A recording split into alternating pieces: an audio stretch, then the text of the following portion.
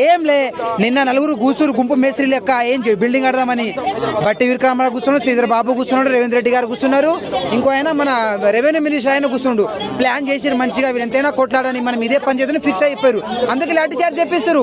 ఆ ల్యాండ్ పోనీకుండా మమ్మల్ని లాఠీ చార్జ్ చెప్పిస్తారు. కొట్టిరు వీళ్ళు, మా పిల్లల్ని కొట్టిరు ఇంతకు ముందు వీళ్ళు. అవునన్న, స్టోరీ ఏంటంటే ఎడ్యుకేషన్ పర్పస్ మీద ఒకప్పుడు సోనియా గాంధీ ఇది ఇచ్చింది. ఎడ్యుకేషన్ అంటే ఆ మాత్రం అసలు మైండ్ లేదా? ఒక ఎడ్యుకేషన్ పర్పస్ లో ఇచ్చిన భూమిని ఎట్లా అమ్ముతారు? ఒక భావి భారతానికి మీరు తయారు చేయాలి కదా, ఆ మాత్రం జ్ఞానం లేదా వాళ్ళకి? చదువుకోలే. బట్టి విక్రమారావు ఇట్లానే చేసే చదువుకుంటున్నా, ఆ శ్రీధర్ బాబు చదువుకుంటున్నా.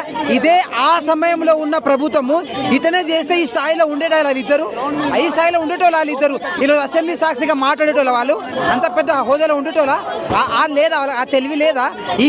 మళ్ళీ న్యాయపరంగానే ఆ భూమిని మేము లాక్కుంటామని చెప్తున్నారు. ఒక ఎడ్యుకేషన్ ఒక సిస్టమ్ మీరు ఇచ్చినప్పుడు దానికి మీరు కొంచెం ఇదే you are from hailing from this university and again you doing same thing. మళ్ళీ ఇదే యూనివర్సిటీ మీరు గుంజుకుంటే కొంచెం అసలు వాళ్ళకి